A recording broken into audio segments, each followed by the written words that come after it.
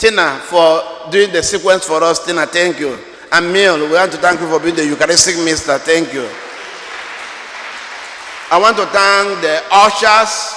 Ushers, thank you. And I want to thank my daughter, Jasmine, for being the media person. Media, thank you. We appreciate you. She's doing a great job in this parish. I want to thank Eddie and Mary. Thank you for your voice. We appreciate you. Mom came to Mass today. Thank you for coming. We appreciate you. We miss you. Come back. We miss you. We love you, Mom. Thank you. I want to thank each one of you. There are faces I have never seen before. Thank you for coming. You made my day. Come again. Come again. Not only today. These faces I have never seen for a long time, for a very, very long time. These faces, you know what I'm talking to. Come again. Not only today. Come again. We love you. We love you. Come again. Come again. I want to thank each one of you and pray that God will continue to answer your prayer and meet you at the point of your needs. Remember, we are children of light. Remember, you are loved. You are free. You are in dominion. You have power. And you will live forever. Amen. The Lord be with you. May Almighty God bless you, the Father, the Son, and the Holy Spirit. Go forth. The Mass is ended. Happy Easter and have a blessed day.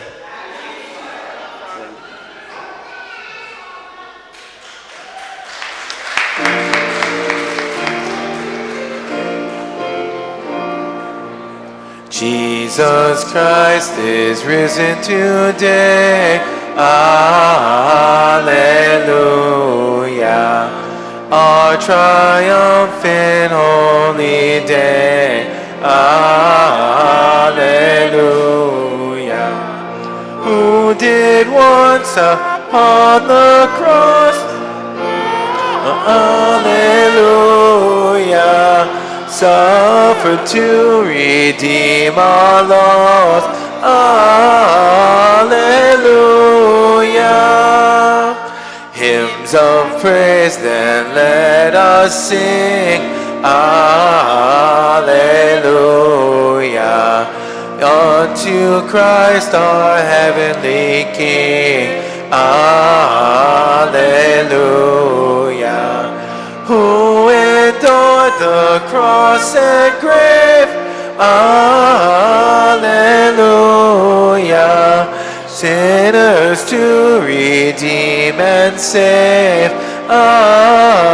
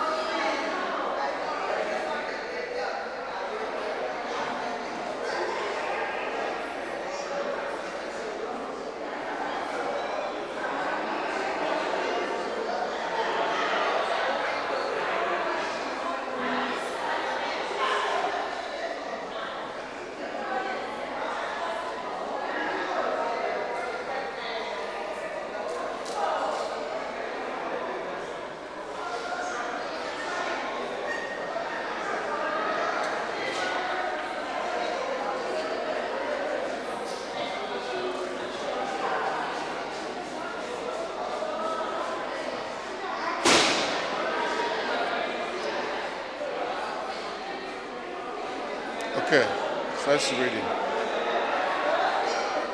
This one. And then responsorial psalm. You know how it's done. You just say it, and then the choir will sing it, and then you just read the other one. You don't say responsorial psalm. You just say this right away, and then they will pick it up from there. So when you read this one, at the end, you can either do this, or you raise your head, and then they will respond. Okay, Adana, we have two in your own. Forget about this one, because this or that. So you read this, then you say the word of the Lord. Then there is sequence, which is this. After you read this one, you begin to read this one. Christians to the Paschal victim, and up to here, Amen, Hallelujah. So, I go from here and No, you go from here, but you gotta say it. And then you go here. Hallelujah, hallelujah. Yes, it's usual hallelujah, hallelujah. This is it. I don't have to, I could just say I don't have to sing because I can't. No. Don't worry about the singing. You don't even say it because the choir will do it. When they don't say hallelujah, hallelujah, the choir will do it. Okay? All you say is this: Christ, our Paschal Lamb, has been sacrificed. Let us then feast with joy in the Lord. You stand again on the Lord. You understand? So you're gonna go wait for Father at the back and join him. Come in. Remove the jacket, it's not cold.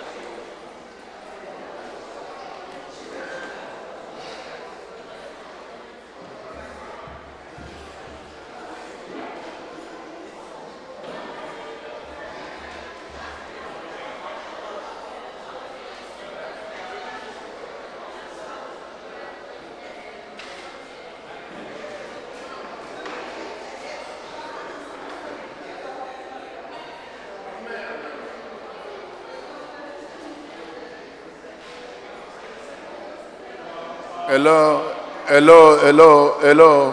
Quiet, please. Did anybody see a key, bunch of key? Father Kieran is looking for his key, please. Look around. And he has another mass.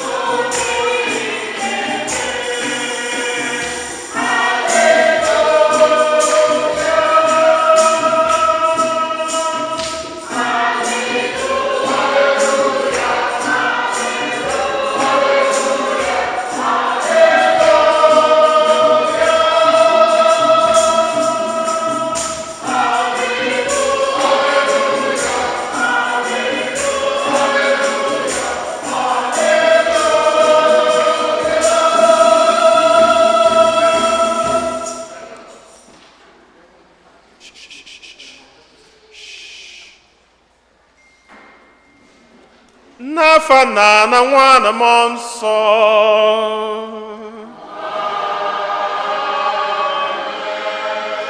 Ka ngọzi nke onye nwe anyị Jesu Kristi na ịhụnanya nke Chukwu Nna na ịdịkọ n'otu nke mmụọ nsọ na-enye dịrị unu niile.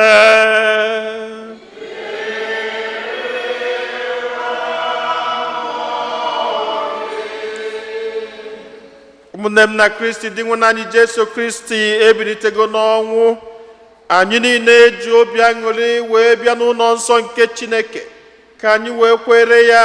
Aleluya, aleluya.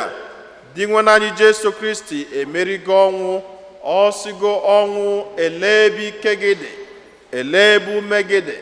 Ya bụ eji m obi aṅụrị na obi Chineke wee na-asị onye ọbụla nọ n'ụlọ nsọ nke Chineke n'ụbọchị tata, Happy Easter. Abụ m onye ka mbụ n'ụwa, abụ m onye Chineke na-echere m echiche ọma.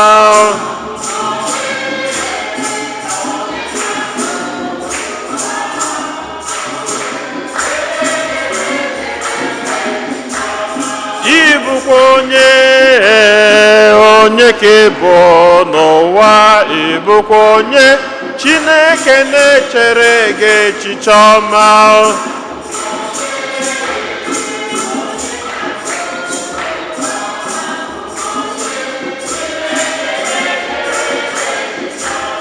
Abụ m onye ka mbụ n'ụwa, abụ m onye Chineke Chineke na-echere m echiche ọma. Onye ka m bụ abụ m onye Chineke na-echere m echiche ọma. Ka anyị runatezi isi ana runye Chineke ebumnobi anyị, Chineke anyị onye meriri ike nke ọnwụ.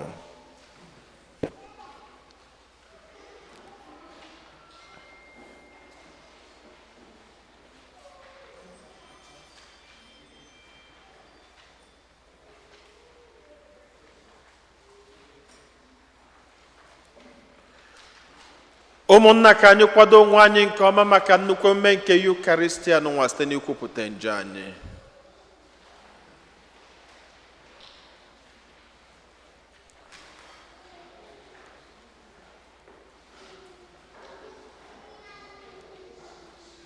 Ekwupụta m ngwa Chineke ji ike niile.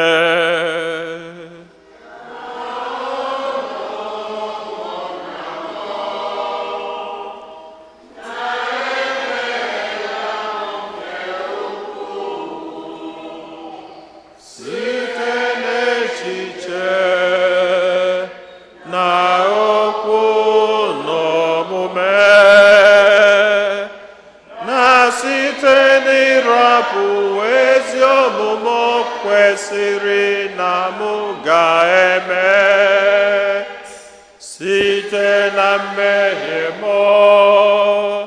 site na mmehie m, site na mmehie m nke kasịrị ukwuu, nye ka m ji ayọ.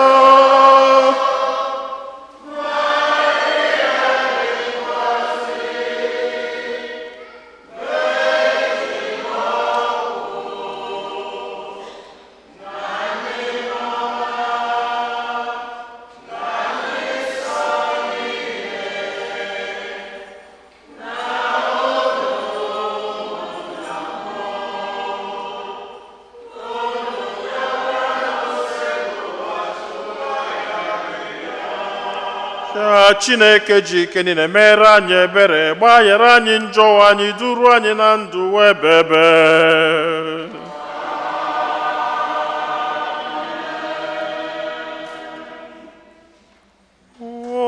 Otito dịrị Chineke n'enu kasị enu.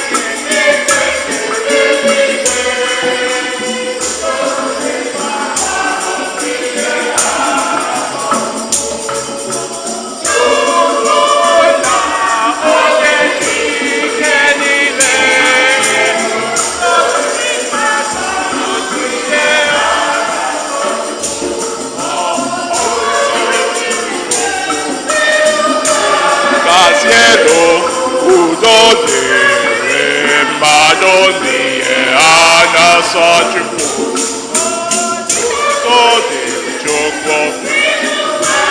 Kasị elu, udo dịrị mmadụ n'ihe a na-asọ Chukwu.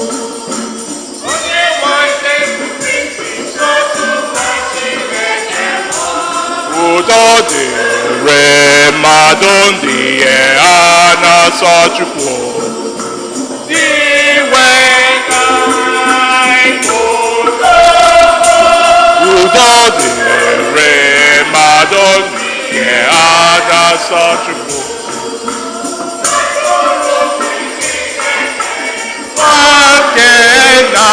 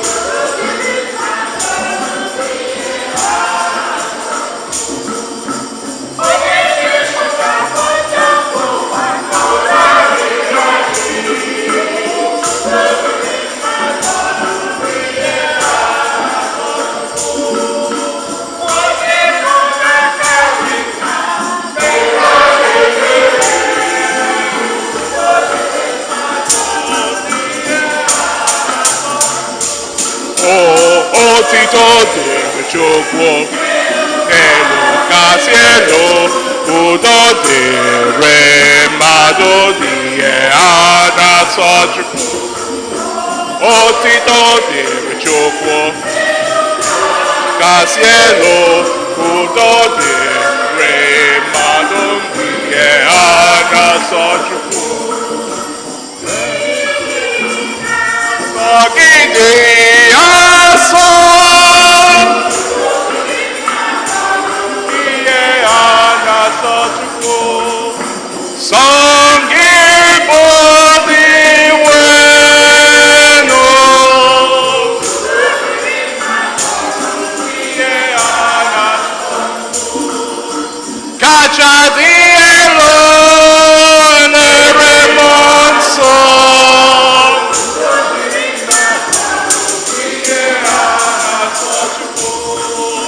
N'ebube Chineke nna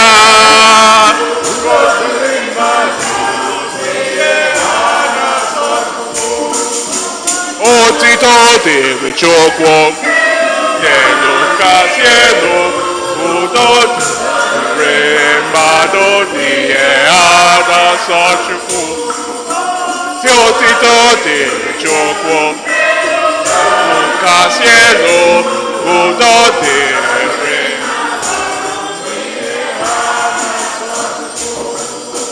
Amen, amen. Amen, amen, amen, amen,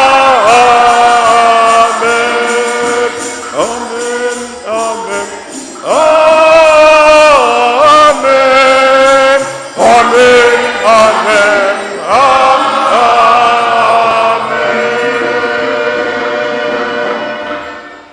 Ka anyị yọọ ayịyọ. Chineke anyị, n'ụbọchị taa ị sitere n'aka otu nwa gị bụ onye meriri ọnwụ meghere anyị ọnụ ụzọ ndụ ebighị ebi. Anyị na-arịọ mee ka anyị bụ ndị nọ n'oriri mbilite n'ọnwụ nke onye nwe anyị si na mgbanwe nke mmụọ nsọ bilite n'uju nke ndụ. Anyị yọrọ nke a site na dị nwe anyị Jesu Kristi nwa gị, onye gị na ya dị ndụ na-achị n'ịdịkọ n'otu nke mmụọ nsọ, otu Chukwu site n'ụwa ta ụwa niile.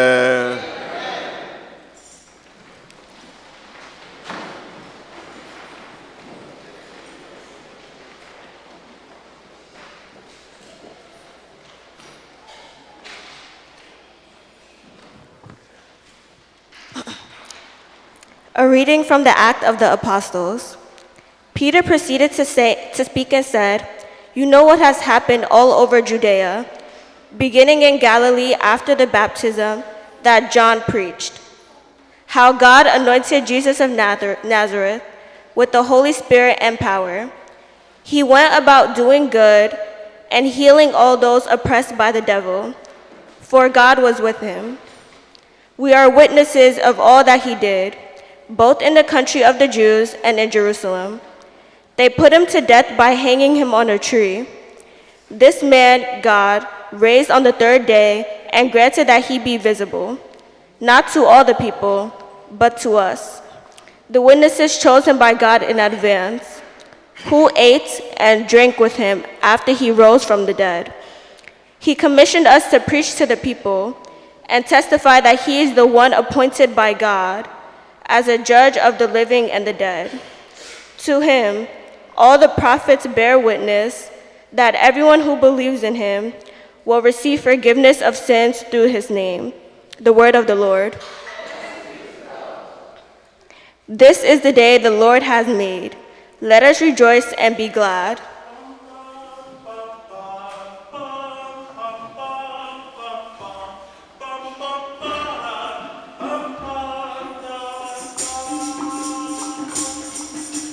This is the day that the Lord has made.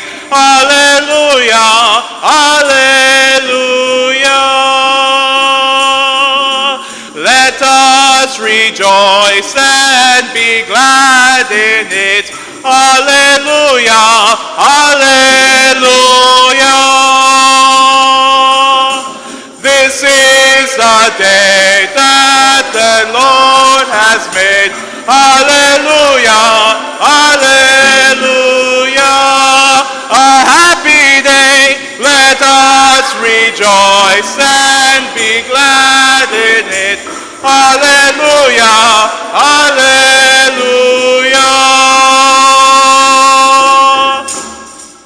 Give thanks to the Lord, for he is good, for his mercy endures forever.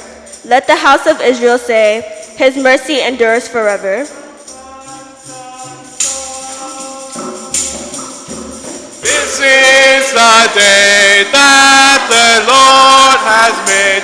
Hallelujah, hallelujah. A happy day.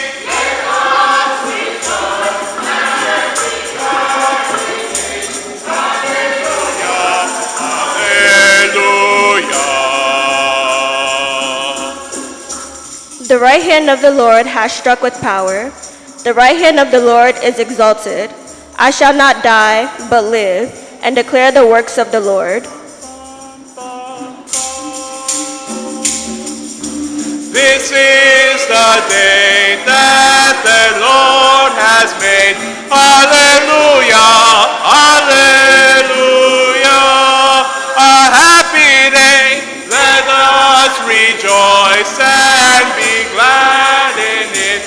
Hallelujah, hallelujah.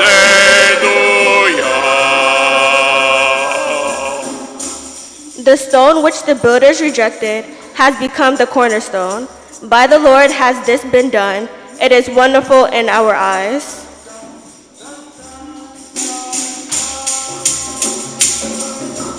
This is the day that the Lord has made. Hallelujah, hallelujah. A happy day, let us rejoice and be glad in it. Hallelujah, hallelujah. A reading from the letter of St. Paul to the Colossians. Brothers and sisters, if then you were raised with Christ, seek what is above, where Christ is seated, at the right hand of God. Think of what is above, not what is on earth. For you have died, and your life is hidden with Christ in God. When Christ your life appears, then you too will appear with him in glory. The word of the Lord.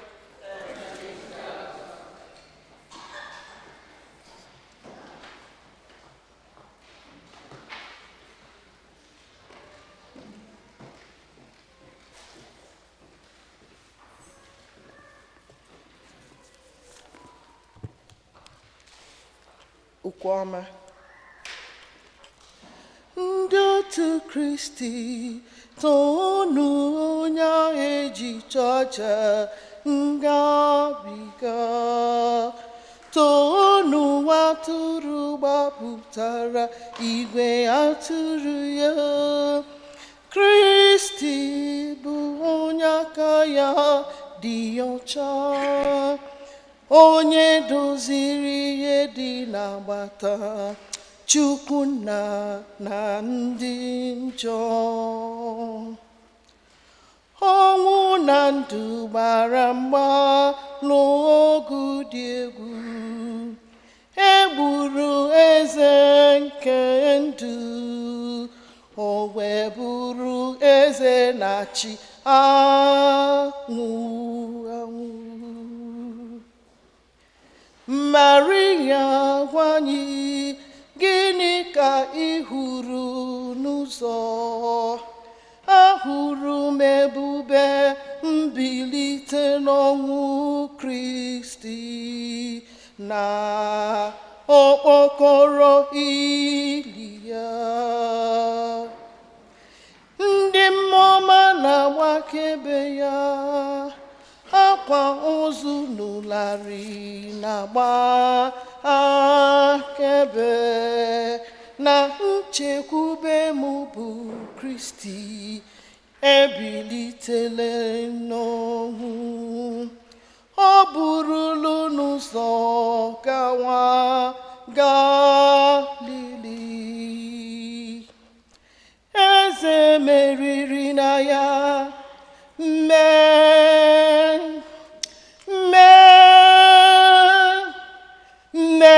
mere anyị ebere.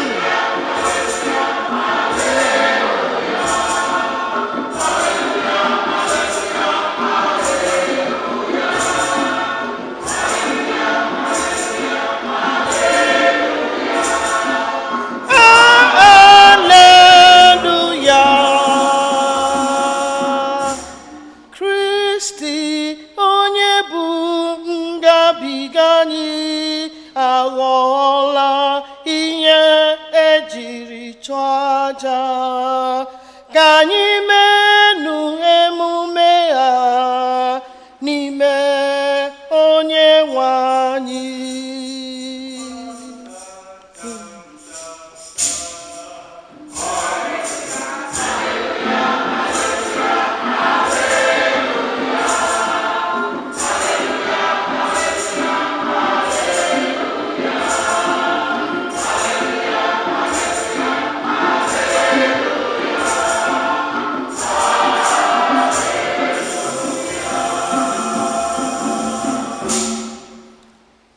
Onye nwe anyị nọnyelu nọ.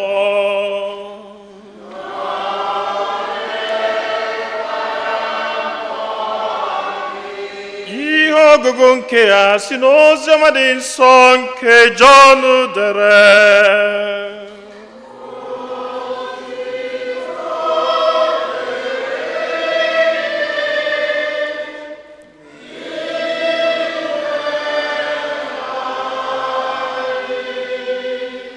N'isi ụtụtụ ụbọchị mbụ nke izu ụka, mgbe chi na-abọsibeghị, Mary onye Magdala bịarutere n'ili. Ọ hụrụ na ebupụla nkume ahụ eji mechie ọnụ ili. Ọ gbara ọsọ jekwuru Simon Peter na nwaazụ nke ọzọ ahụ Jesu hụrụ n'anya, wee sị ha, ha ebupụla onye nwe anyị n'ili, anyị amaghị ebe ha tọgbọrọ ya. N'ihi ya, Peter na nwaazụ nke ọzọ ahụ jiri ọsọ gawa n'iri, ma nwaazụ nke ọzọ ahụ gbakarịrị Pita n'ọsọ wee buru ya ụzọ rue n'ili. O wee hulata nyụọ anya hụ akwa ụlarị ahụ ebe ọ gbasara n'ala, mana ọ banyeghị abanye. Simon Pita onye so ya n'azụ wee bịarue banye n'ime ili ahụ. Ọ hụkwara akwa ahụ agbasara n'ala, ọ hụkwara akwa eji kechie isi Jesu. Ịchafụ ahụ na akwa ụrarị ahụ agasaghị n'otu ebe, kama a pịara ya apịa, debe ya iche n'ebe ọzọ. Nwaazụ nke ọzọ ahụ buru ụzọ bịaruo banyekwara n'ili ahụ. Ọ hụrụ bịakwa kwere. Mgbe a na-ekwu ihe a, ha aghọtabeghị ihe a kụziri n'akwụkwọ nsọ na Jesu ga-esi n'ọnwụ bilite. Oziọma nke osebụwa.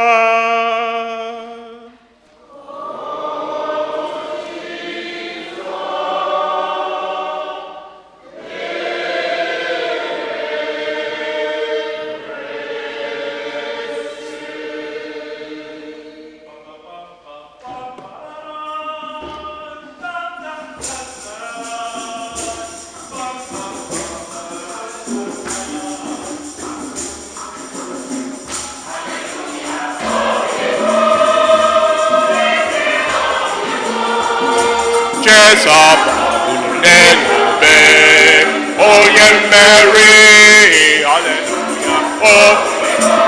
O biliwo, Jesu ọbụrụ n'elube.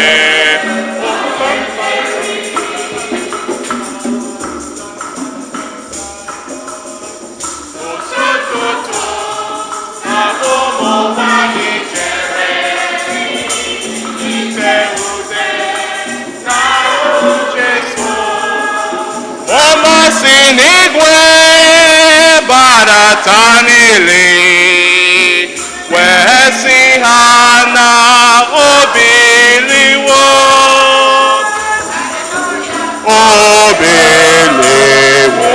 n'ọnwụ. Jesu ọbụrụ n'elube, onye mmeri, hallelujah. O biliwo, Jesu akpọpụrụ n'elube, onye mpampa.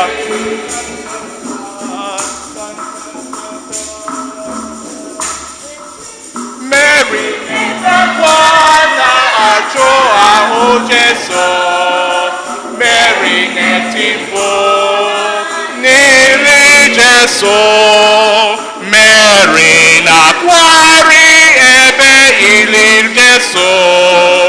Mgbe o zutere dị wenu, o biliwo n'ọnwụ.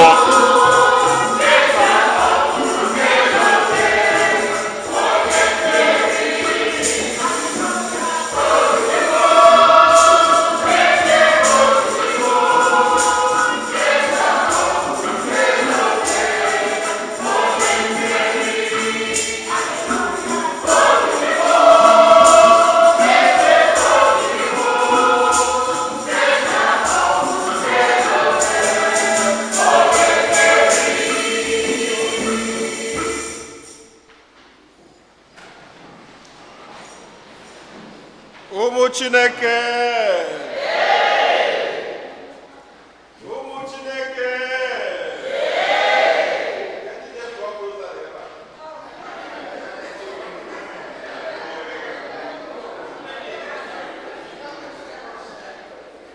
ọ dị ya mgbe ọ na-azabere nka ndị Block Rosary, egwu ọ dị ya mba ya mba, a na-eji ike azị ya, egwu ọ dị ya.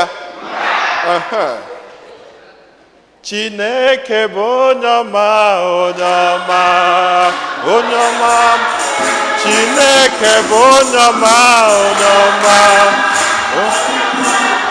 Chineke bụ onye ọma, onye ọma, onye ọma. Chineke bụ onye ọma onye ọma. Ọkpara Chineke bụ onye ọma onye ọma. Ike njaba mba bụ onye ọma onye ọma. Aṅụrụ aṅụrụ ndụ bụ onye ọma onye ọma. Onye ọma mụ Chineke bụ onye ọma onye ọma. Chineke bụ onye ọma onye ọma mụ Chineke bụ onye ọma onye ọma mụ Chineke bụ onye ọma onye ọma mụ Chineke bụ onye ọma ike ijaba mba bụ onye ọma Chike ijaba mba bụ onye ọma aṅụrụ aṅụrụ ndụ bụ onye ọma onye ọma Chineke bụ onye ọma onye ọma onye ọma bụ Chineke bụ onye ọma onye ọma bụ Chineke bụ onye ọma onye ọma bụ Chineke bụ onye ọma onye ọma bụ Chineke bụ onye ọma onye ọma bụ amen. Anyị na-asị ekwensu ebe ka ike gị dị. Death, where is thy power? Death, where is thy sting? It was a long journey. Anyị niile bidolu njem n'ụwa ụbọchị Ash Wednesday. Onye ọbụla gbakọtalụ egbo ya ntụ n'iru. Ụbọchị ahụ egbugide m ntụ, gbugide ntụ, every street, every nook and cranny. Ebe ọbụla ị gafeta, ebe ụra fada buru ite ị ga-egbu ntụ everywhere. Gịnị ka eji mie? Because we were all getting into a very important season of the church, the season of Lent. I want to ahụ akala ha akala n'iru anyị bụ mgbe anyị si Chineke, ash I am and ashes I shall return, to show God our nothingness, to reconcile with him again. And it took us a long journey. From that Ash Wednesday till today is practically 6 weeks. And within that 6 weeks, gịnị ka anyị na-eme? Ụka sị anyị na a na-ebu ọnụ. Anyị bubu ọnụ. And ọnụ ebule in different forms. And I remember na nkwulie n'ụlọ ụka sị, ọ bụ na ị na-ekwu okwu rinne, n'oge lenta gị megịnị? Gị nyachinata ọnụ gị. Ọ bụ na ị ba asịrị gafee ma gaa ọlụ na ya. Onye asịrị bịa isi ya, get behind me. Because I'm a one. And I went in different aspects of life. And you get to a born. And we say, okay, apart from Ibono, Nasi was Naga, Ben Luquebele. And we say, no one about Tetola, and that was the father of Yakuleba, Wokuchuku, or Juan, you see, Kedi his in a metwak and eat Tetola.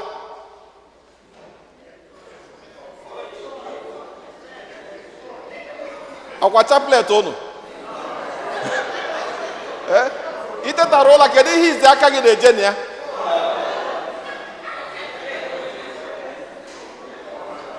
Okay, ọzọ si na phone.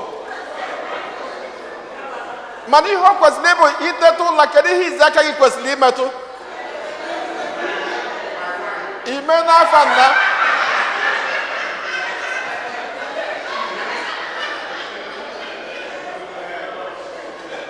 O kwesịrị ịbụ itetu ụlọ. And nekwe ya ka ngwakọ ụnụ. Nekwe rosary nke m na-adị m n'aka. And onye nke ya dịrọ n'aka kedu ebe ọ ga-adị? N'isi akwa gị. So that ị tatara ụla, ihe izi aka gị ga-emetụ bụ gịnị? Mana kedu ihe anyị na-emetụ? Ụka wee sị na oge Lent ahụ bụ oge anyị ga-anọdụ itetara ụla ọ bụ na ide ekpegbu ekpele mbụ ogele ntị ahụ ịmụta etu esi ekpe ekpele. Ikpe ekpele in season and out of season. N'ụtụtụ ehifie n'abalị. Onye na-abụ ọchị ili nri o chefuzie mgbe ị ga-echeta na Chukwu dị important na echi ili nri. Ngwa gị ọkpụkpụ gbado gị imekata n'ụwa irikata nri ọkpụkpụ megịnị ohu kwuo gị ebe a enwero Chukwu nọ n'ụwa ma akpọ. Mana ịma na ọ bụ na onye Chineke na-emele ebele, you take everything for granted. Iweta nri ozugbo wham itinye ka ọ gị after all ihe ga-ajụ onwe gị after all ọ mụtara afụfụ a. I worked hard for this food.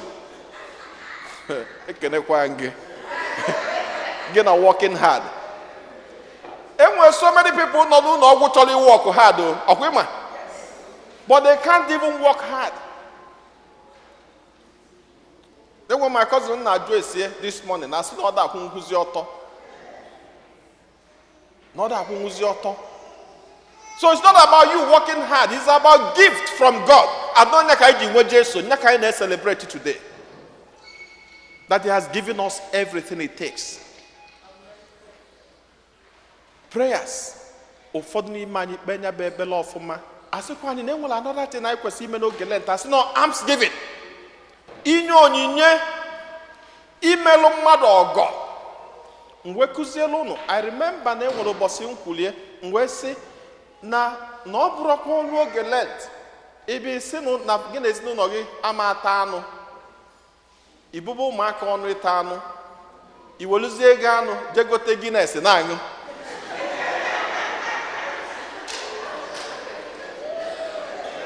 Na ọnwa ọkwuru etu ahụ kama na isi na ama ata anụ ime gịnị iwere ego anụ ahụ ime gịnị edobie n'akụkụ esizie na ya wee mee gịnị nyelu ndị mmadụ aka. Anyị wee kọwacha ya etu a anyị wee jee nya bụ njem. Ama m na ụfọdụ meli ọfụma. Enwegwuru onye gwa m on Friday sị fada nya bụkwa n'obi na ya ga-asụ anụ on Good Friday. Mmadụ na-elili anụ na Good Friday taa. Sorry, source of power na-ekwu eziokwu n'ụlọ ụka. Enwere onye sị m nya mụrụ mgbe anụ ji wee banye n'ọnụ na mgbe a ji wee chetazi anụ Good Friday mezie ka ya vomiti anụ ahụ ọ bụ na ọ nọzi n'ime afọ ya. Ọ bụ na anụ ese to go down n'ime afọ ya, so the meat can't even come out again. But in either of the cases, it was a long journey. It was a beautiful journey.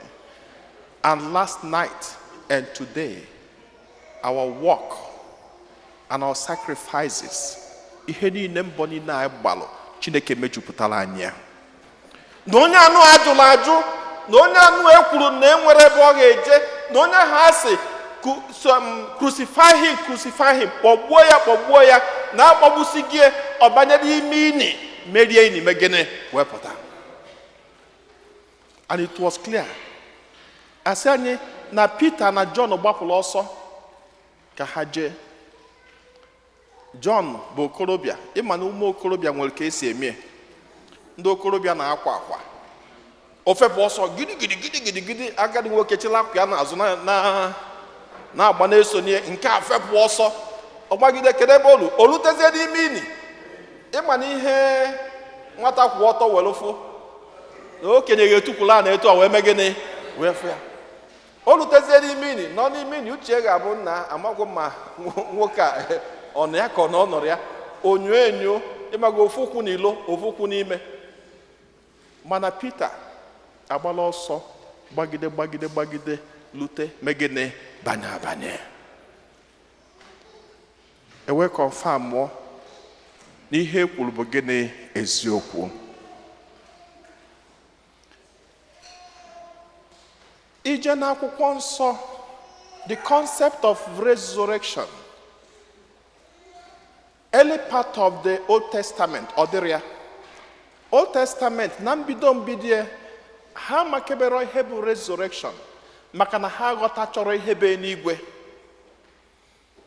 So ihe ha ghọta bụ na onye nwụọ ome gịnị ọbanye enye n'ime ana, then enye n'ime ana ọ gaba into the abyss.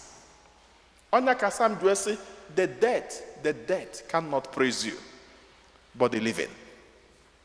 Because ha kwenyere na onye nwụọ ọ gaba n'ime ime ana ọ na-agbada, then onye bụzi ajọ mmadụ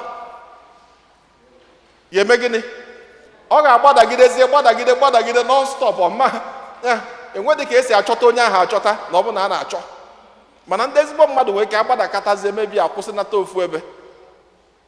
Then ọ na-agbago gradually.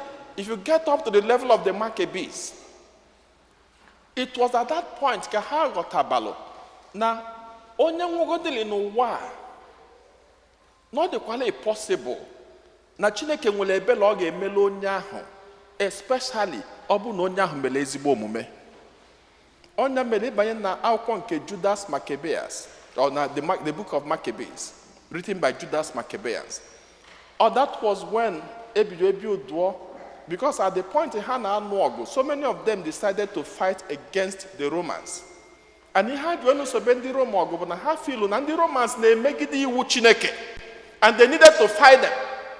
Then manambana no zogu ahụ ụfọdụ n'ime ha wee je gwọọ ọdeshi. Agwụrụ m ihe bụ ọdeshi. Ụfọdụ wee je gwọọ ọdeshi wee kee n'ukwu wee je gwa ọgụ Chineke. Ekwe ebe na-anụrụ Chineke ọgụ wee na-eme gịnị na-agwọ ọgwụ. Ọnọdụ ka ebe onye na-eje ụka na-eme gịnị na-agwọ ọgwụ. Ha je gwọọ ọdeshi. So mgbe adọbazila ọgụ, so many of those people who gwọrọ ọdeshi ọ bụ na-eme gịnị na o shiri ewegbusia ha. So mgbe egbusizi ha, a na-ebukọ ndị mmadụ ka eje nye afọ na ndị kele ọgwụ n'ugwu ka nkụ wee jebe ọgụ Chineke. Judas wee sị Chineke, mana ndị a jikwa na ezigbo obi wee bịa, kama na ụjọ melụ ha ji wee mee gịnị kee ọdeshi n'ukwu. Chineke mekwonu ha ebele ka ha solo bata na eze n'igwe. Judas Maccabeus, not Judas Iscariot, bụ nke onye ohi, nọ nke ezigbo Judas. Wee je na-akpagharị wee na-ayọ ego, wee sị onye ọbụla biko weta ego ka e wee je chụọ aja maka ndị a nwụrụ anwụ ka Chineke wee melụ ha ebele. Ebe a ka esi nweta the concept of ibuku maasị ọnụ na ibuku. Because you cannot go to the altar of the Lord empty-handed. So from those money, ndị mmadụ wetelu, e wee chụọ aja. Because now at that point, everybody got the hope of the resurrection of the dead. And that resurrection was the inonyelu chukwu n'eluigwe. Mana onye kụzizala anyị ihe bụ resurrection ọfụma bụ di nwa anyị Jesu Kristi. Kọwala anya etu ọ ga-esi wee dozie anya anya, which is also different from resurrection nke ndị be anyị. Unu na-anya 80% or 100% anyị nọ n'ụlọ ụka, awụrụ mana mgbe resurrected persons. N'Igbo concept.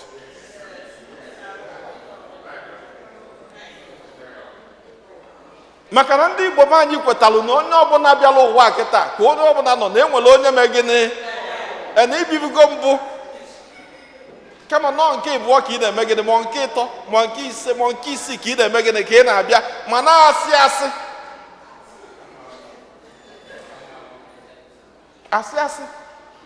Because I remember my dad na-emekarị ya, onye ọbụla nọ be anyị nwere afa.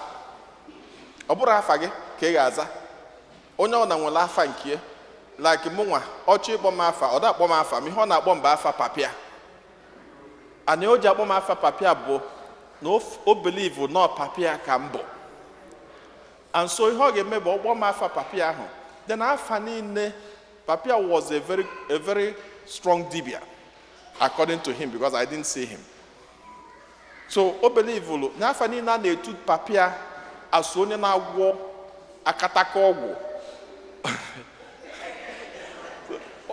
Ọ na-eti otukata asị m ya, mana papa gị na-asụ ụsa anụrị nne, according to the story. Mana adị m asụ ụsa anụrị nne.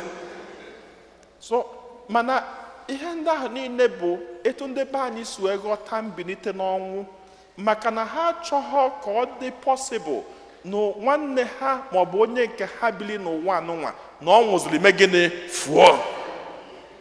So they developed the concept of reincarnation. Enwekwala ụfọdụ na-eklem na onye nwanne nwere ofu mkpịsị aka o wee nwụzie, then wepụtazi ụwa, onye nke ọzọ nwekwazi ofu mkpịsị aka na ọ ga-abịa. But it's not true. Because if there is reincarnation, then there is no heaven. Are you connecting to that? Maka na ọ bụrụ na ọ na-abụ mmadụ nwụcha bịakwa ụwa ọzọ, then enigwe adịrọzinụ, gịnị ka a na-ejele enigwe? Then why are we struggling?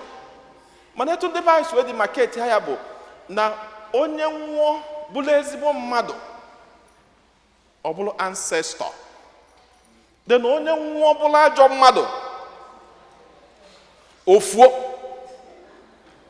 Etu ndị Igbo si ghọta nke ha, and they analyzed it that way, and it worked for them. But we are Christians.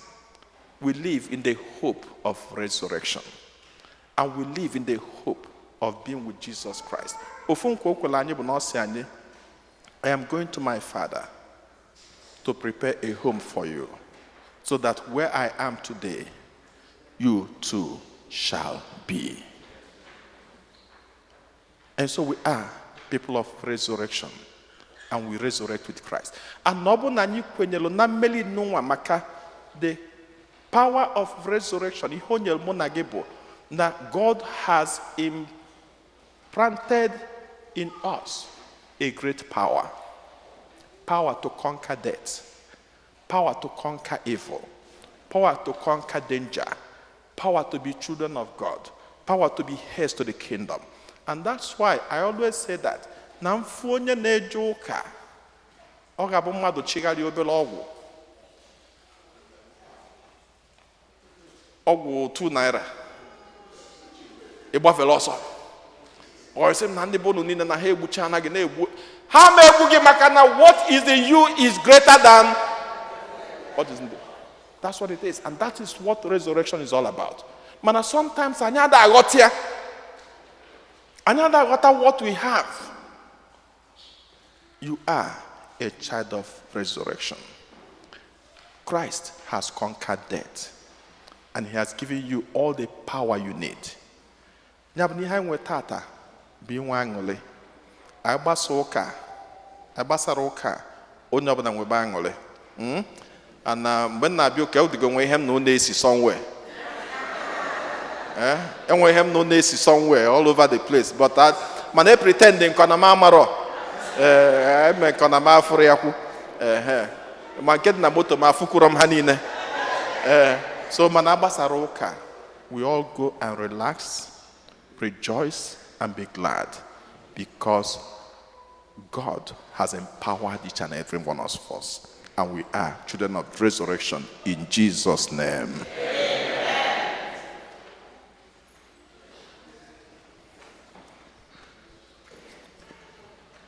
Ekwe n'otu Chineke.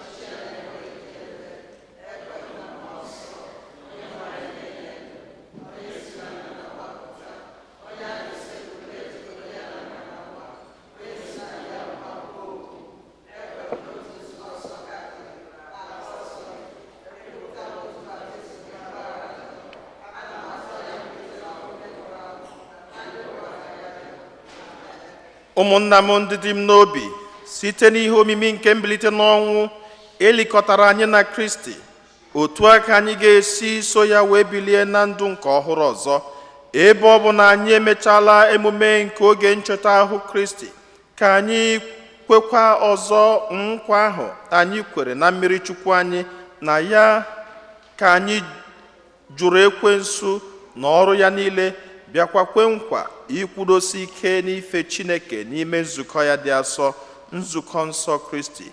Ya bụ ajụọ m unu niile, unu ọjụla ekwensu n'ọrụ ya niile, n'otito na nrafu ya niile. Unu kwere na Chukwu Nna, onye pụrụ ime ihe niile, onye kere n'igwe na ala. Ikwere na Jesu Kristi, so otu nwa ya dị nwe n'anyị, onye a mụrụ site na Maria, nwaanyị na-amaghị nwoke, ọta ahụ nwụọ, bịakwa si n'ọnwụ bilie, nọdụ n'aka nri Chukwu Nna. Ikwere na mmụọ nsọ, na nzukọ nsọ Katọlik, na mmekọ nke ndị nsọ, na mgbaghara nke njọ, na mbilite n'ọnwụ nke ahụ, na ndụ ebighị ebi.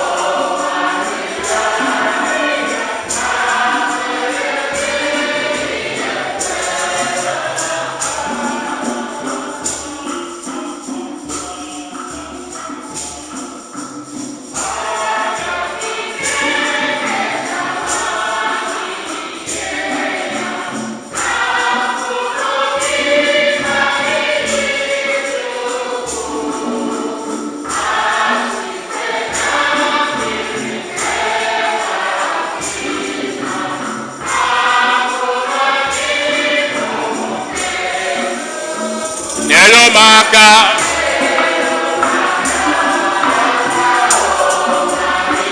Maria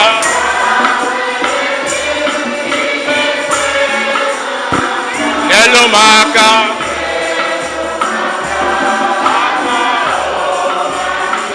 Maria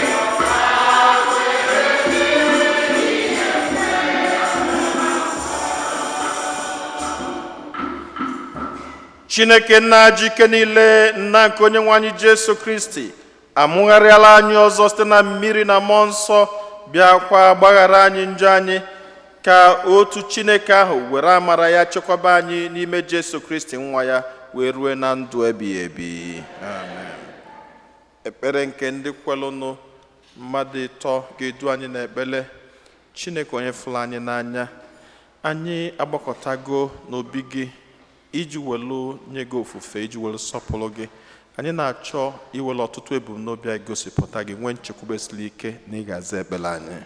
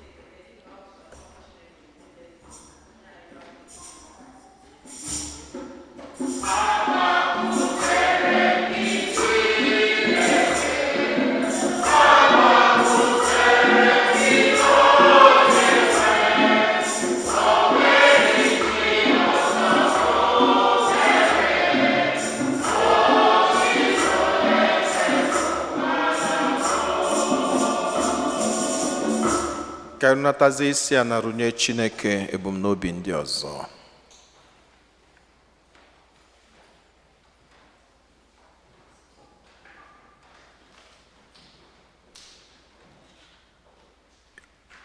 Ihe ndị a niile ka anyị yọrọ ma kwere na ị ga-emela anyị karịa ka anyị pụrụ ịyọrọ site na Kristi onye nwe anyị.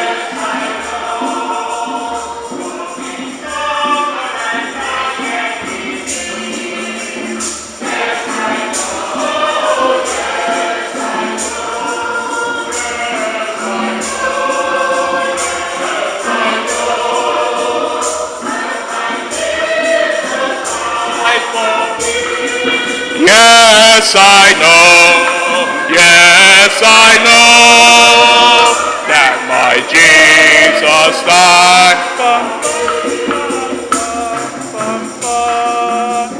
Lord, you are the way, the truth, the life. Yes, I know,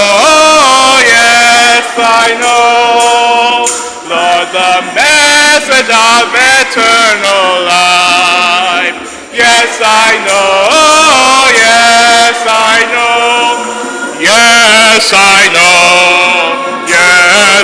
know, that my Jesus died for me. Yes, I know,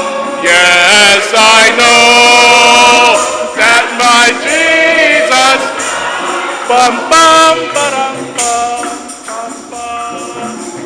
all my burdens you ask me to bring. Yes, I know, all my worries to thy feet I lay. Yes,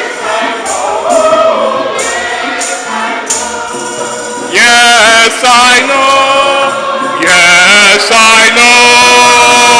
that my Jesus died for me.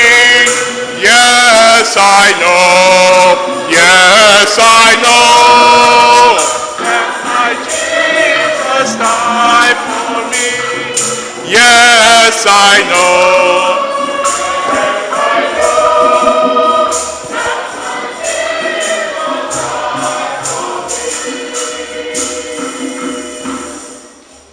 Jọbanụ ụmụnna m ka aja mụ na ụnụ na-achụ bụrụ ihe ga-asọ Chineke ji ike niile ịnara nọ.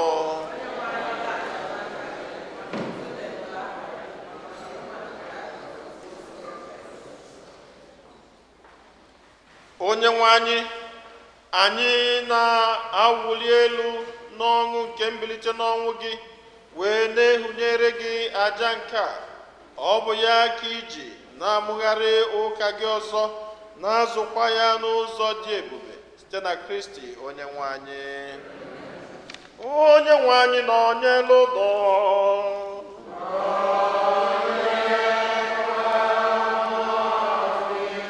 welite n'obi enu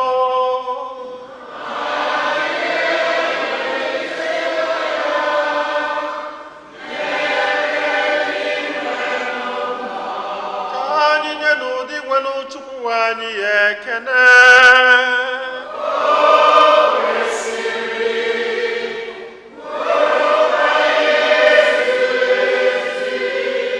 O kwesịrị ezi bụrụkwa ihe ziri ezi na-azọ ndụ na anyị ga-eto gị oge niile o sebụrụwa ma ọ kacha mkpa n'oge ugbu a mgbe Kristi onye bụ Paska anyị bụzi ihe ejiri chụọ àjà, ya bụ ezi nwa atụrụ onye kpochapụrụ njọ nke ụwa, onye jiri ọnwụ nke ya wee merie ọnwụ nke anyị, bịa si na mbilite n'ọnwụ ya nye anyị ndụ ebebe.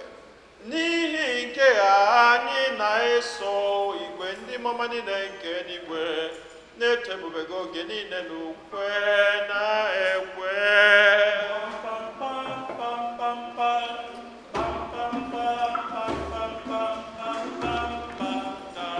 Let me hear you say, oh.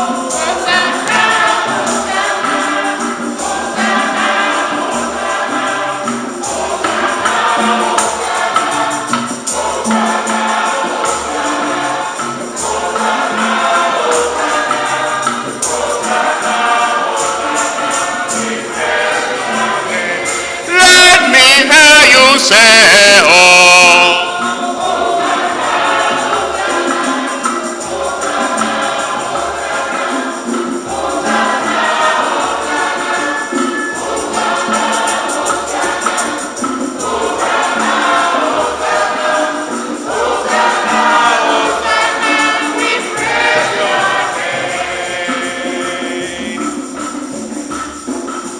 Heaven and earth are full of your glory, Lord. Heaven and earth are full of your glory, Lord. Heaven and earth are full of your glory, Lord. We praise your name. Let me hear you say, oh.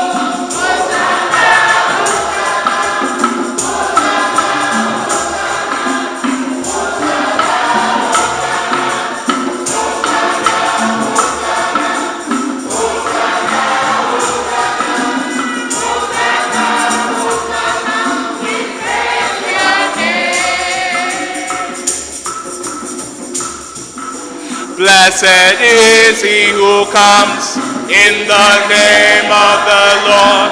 Blessed is he who comes in the name of the Lord. Blessed is he who comes in the name of the Lord. We praise your name. Let me hear you say, oh.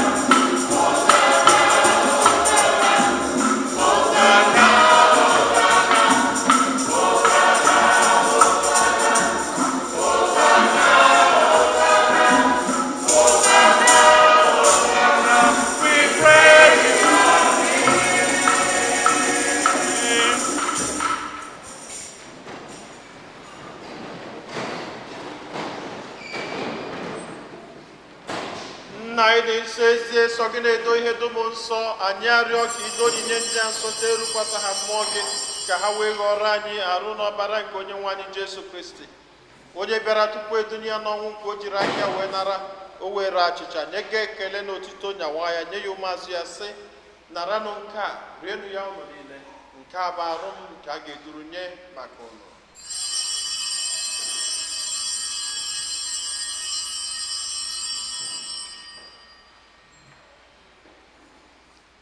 Otu akwa ka o siri mee mgbe ha richara nye anyasị, o buru iko mmanya nyekwa gị ekele na otito, bunye ya ụmụazụ ya sị, naranụ nke a, ṅụọnụ ya unu niile, nke a bụ iko nke ọbara m, nke ọgbụgba ndụ ọhụrụ dị ebe a ga-agba ya n'ihi unu na n'ihi mmadụ niile ka e were gbaghara njọ, na-emenụ nke a na ncheta nke m.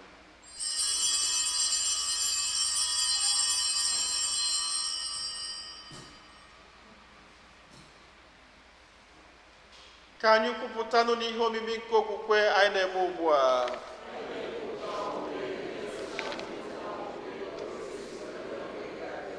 Nna, na ncheta nke ọnwụ na mbilite n'ọnwụ nke nwa gị, anyị ebunye gị achịcha nke ndụ na iko nke nzọpụta. Anyị na-ekele gị n'ihi na ikwere ka anyị dị mma ikwuru n'ihu gị na-efe gị anyị ji ume a na-arịọ ka anyị bụ ndị na-anata arụ n'ọbara nke Kristi bụrụ otu site na njikọ nke mmụọ nsọ. Nna, cheta nzukọ gị gazuru ụwa niile, menụ ka ịhụnanya gị jupụta ya. Gọzie pope anyị bụ Francis na bishọp anyị bụ Robert na ndị ofe ọlta gị niile. Chetakwa ụmụnna anyị ndị ji okwu wee gaa n'ezumike nke ọnwụ. Kpọbata ha na ndị ọzọ niile nwụrụ anwụ n'ihe nke ebube gị. Biko meela anyị niile ebere. Ka anyị soro Virgin Maria dị ngọzi nne nke Chukwu na ndị apọstụl na ndị nsọ gị na ndị mere uche gị na wee keta ndụ ebebe. Ka anyị sorokwana ha na-eto gị na-edo gị ebube site na Jesu Kristi nwa gị. Ihe niile kere eke na-eso ya bụ Kristi na-esikwa n'ime na n'aka ya na ịdịkọ n'otu nke mmụọ nsọ na-enye gị bụ Chukwu nna ji ike niile nsọpụrụ na otito niile site n'ụwa tụ ụwa niile. Naanị nọ n'eluigwe.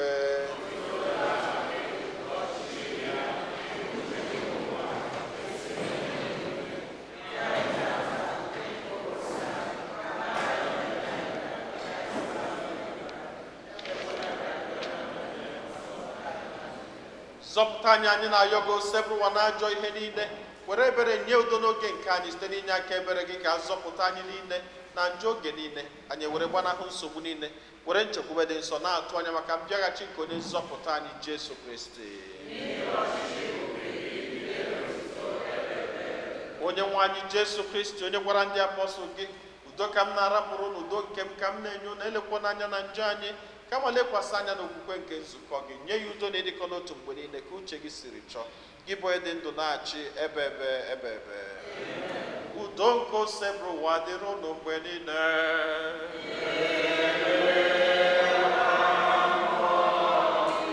Nyerịta n'onwe unu wee kene nke udo. Oh, somebody, tell him that you love her.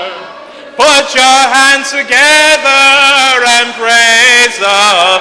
Everybody, somebody, I love you and praise. Everybody, somebody, I love you. Put your hands together and praise the Lord.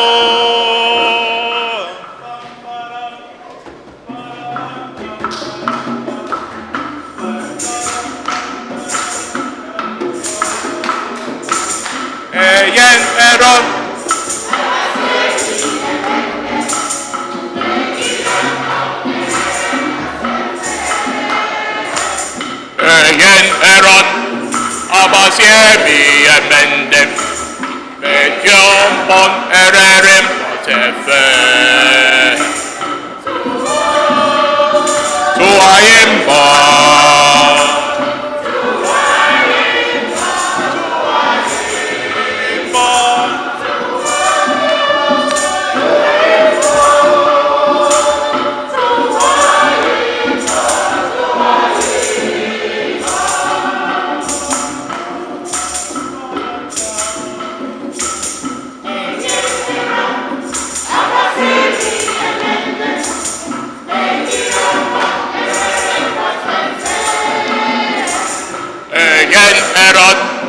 abasiemi emende medium bon ererim potefe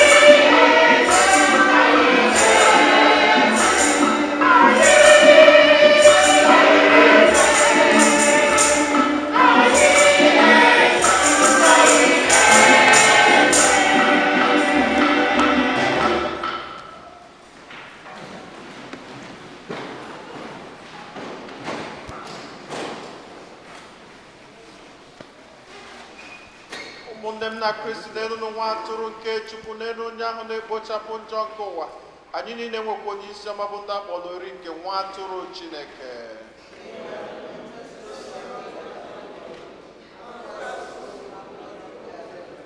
ka n'ọbara Kristi chekwaba anyị niile were na ndụ ebebe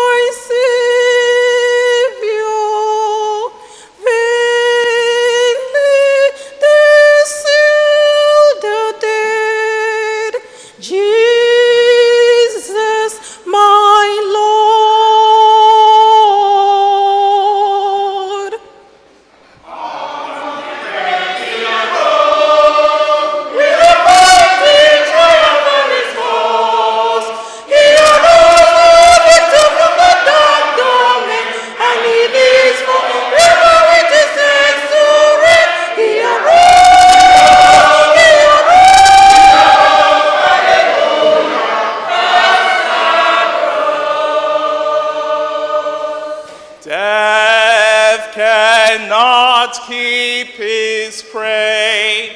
Jesus, my Savior, he tore the bars away. Jesus, my Lord.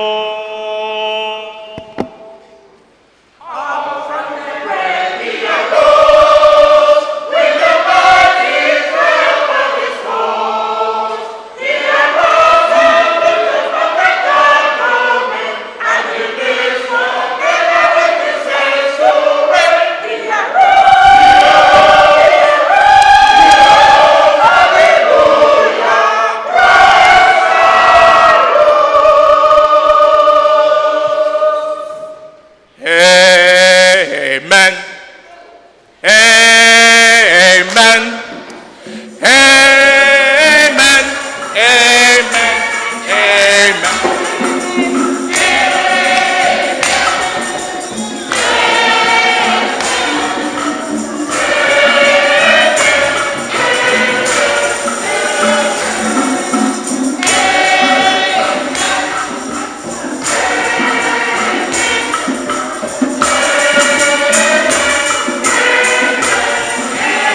See the baby wrapped in the manger, that glorious morning. See him in the temple, talking with the elders. They marveled at his wisdom.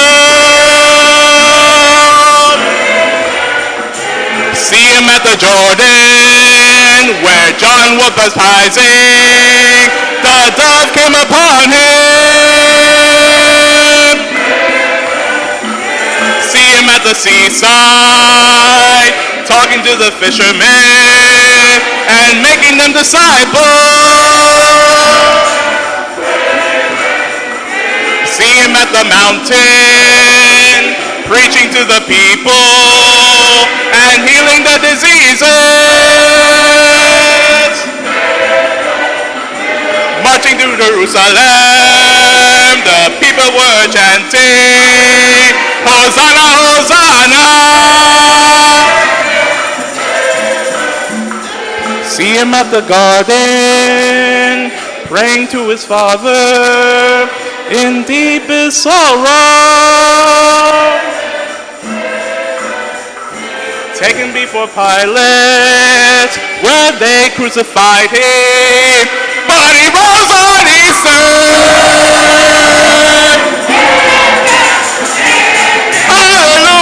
Hallelujah! Praise to the Father. He rules forever.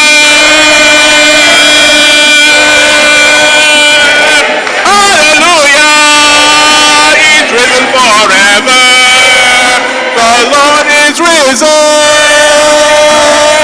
Amen. Hallelujah!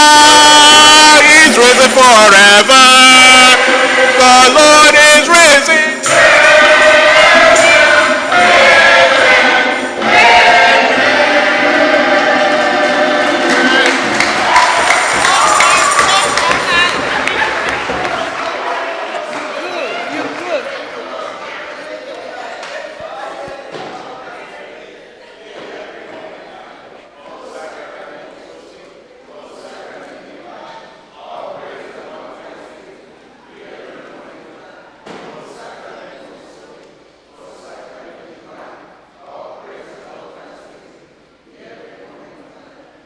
Ka anyị yọọ ayịyọ.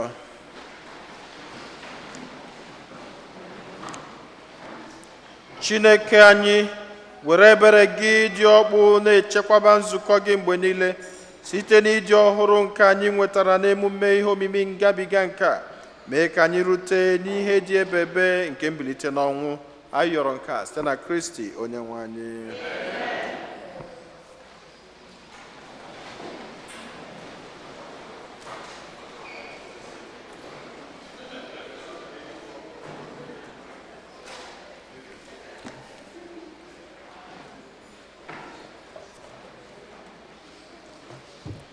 Oto dịrị Jesu. Otito dịrị Jesu. Second collection.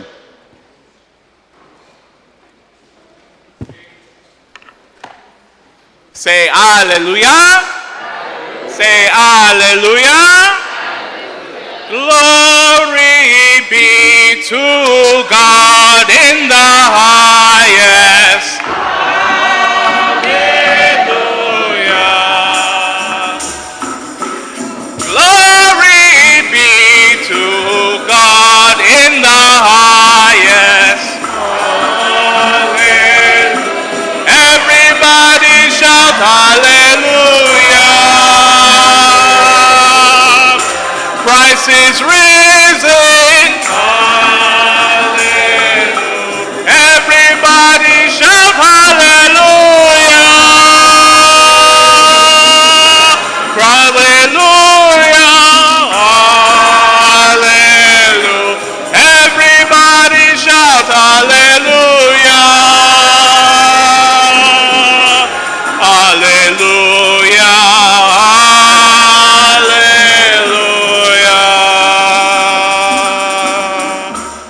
Parish announcement and biko ndị be umozo ga-abịa for special Thanksgiving. So get ready and come.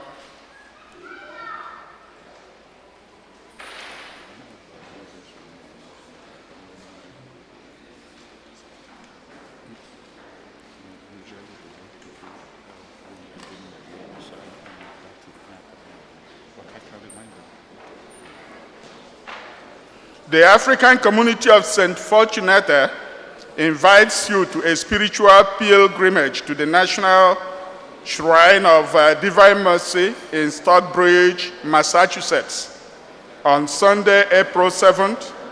Cost adults $55 a person. Please remain quiet. Please remain quiet in the church. Please remain quiet.